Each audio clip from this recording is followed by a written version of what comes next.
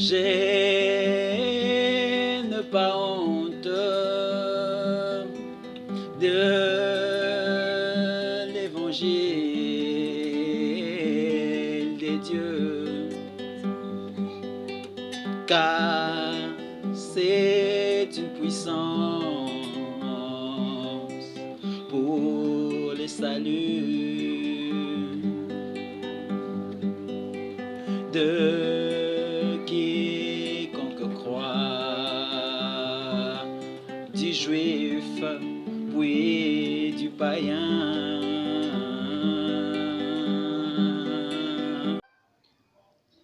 Que la paix du Seigneur Jésus-Christ soit avec vous en ce soir.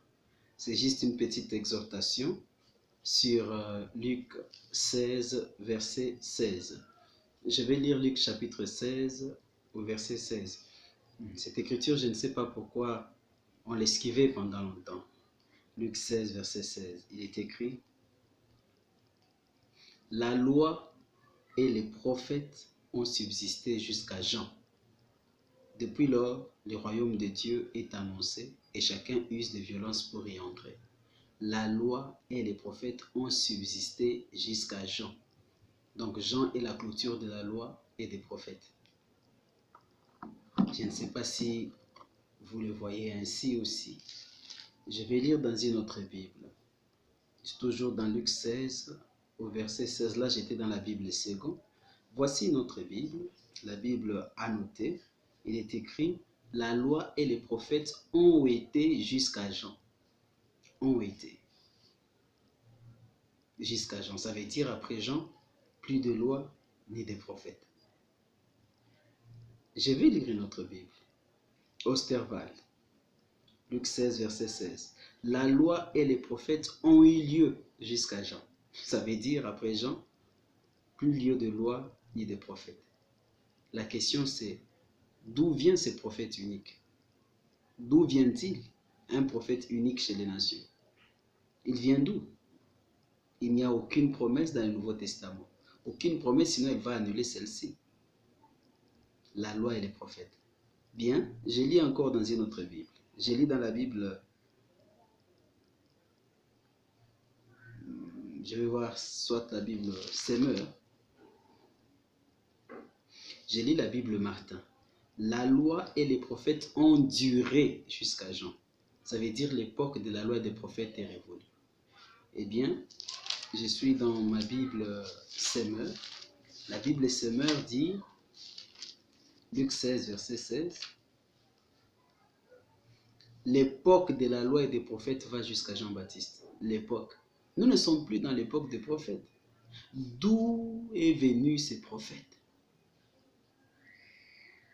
Mes frères, d'où est-il venu? Selon la Bible, les prophètes vont jusqu'à Jean, ont lieu jusqu'à Jean, durent jusqu'à Jean. Maintenant, après, qu'est-ce qu'il y a? C'est Hébreux 1.1. Hébreux 1.1. J'associe à cela Hébreux 1.1.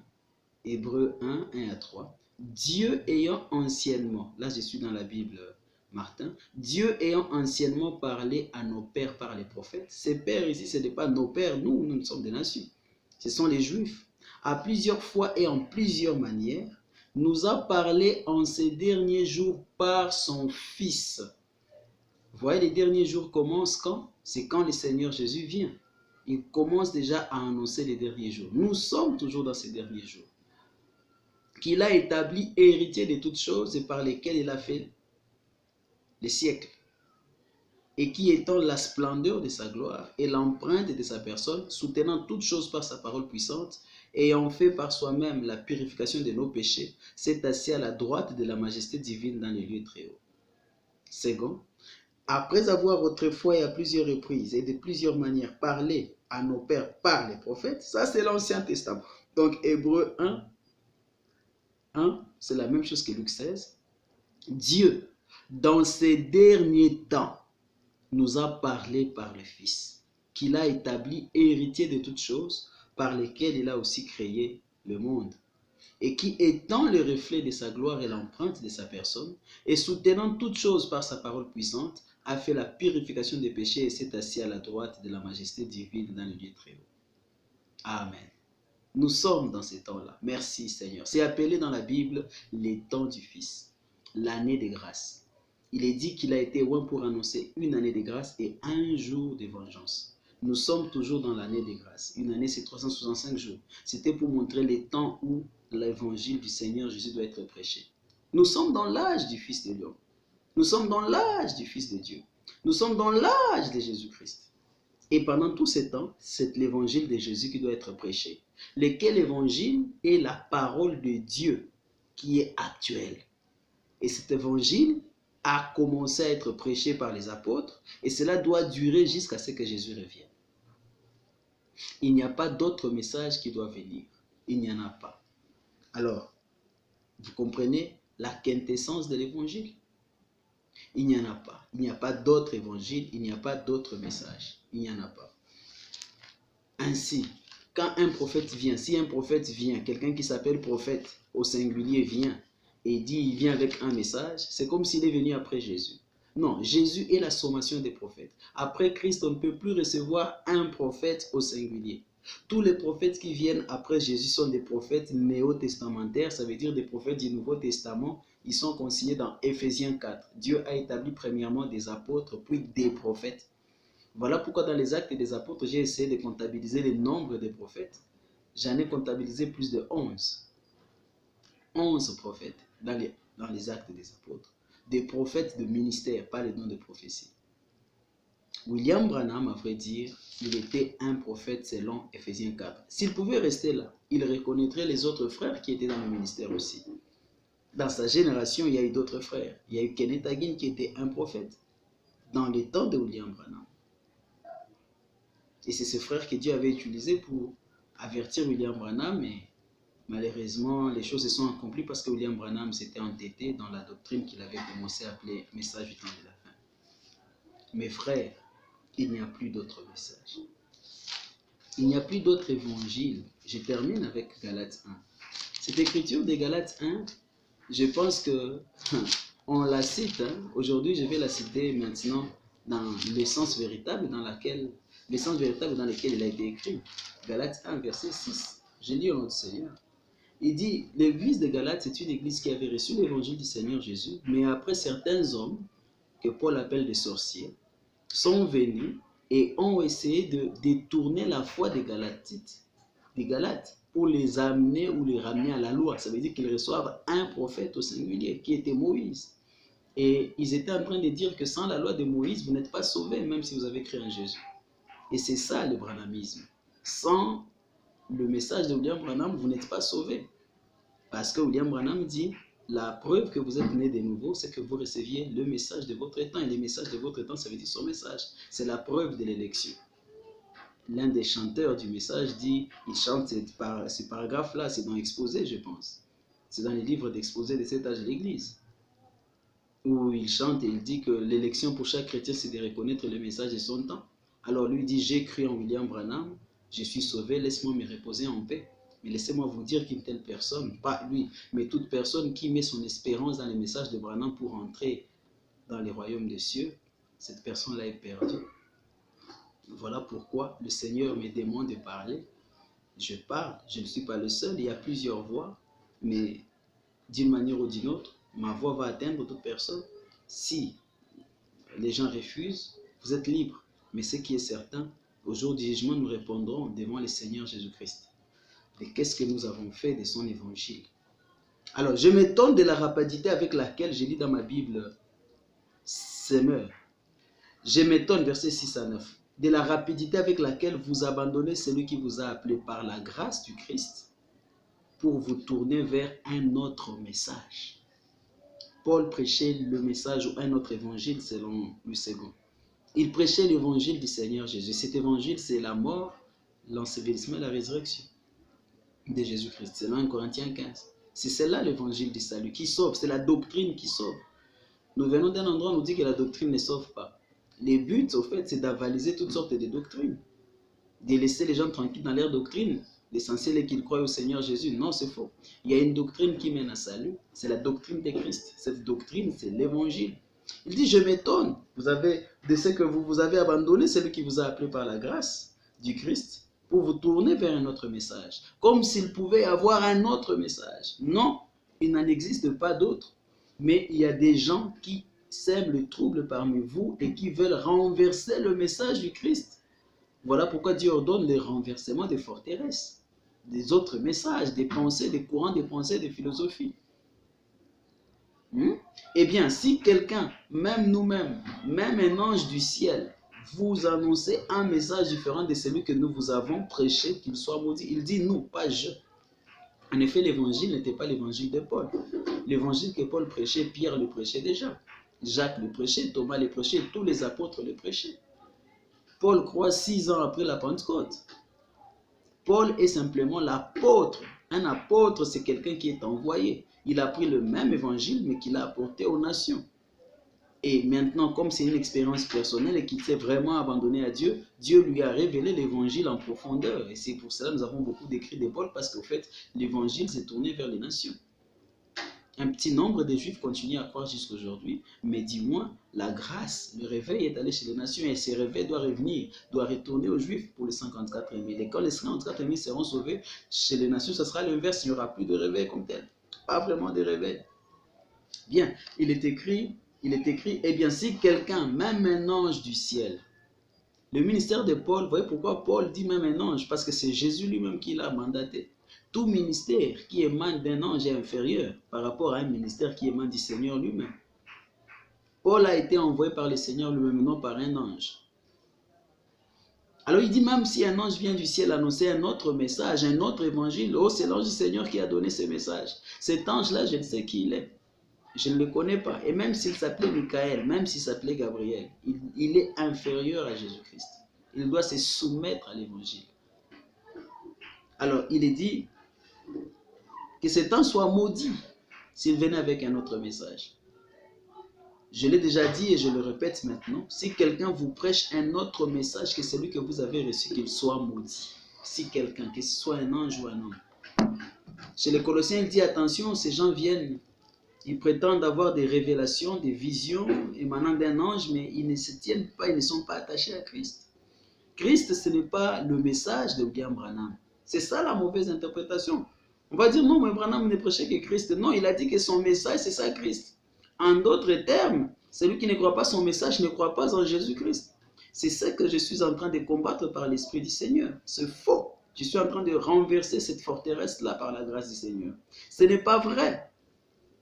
Quiconque croit en Jésus-Christ, Jésus-Christ est une personne. C'est une personne, un homme. Jésus-Christ est homme.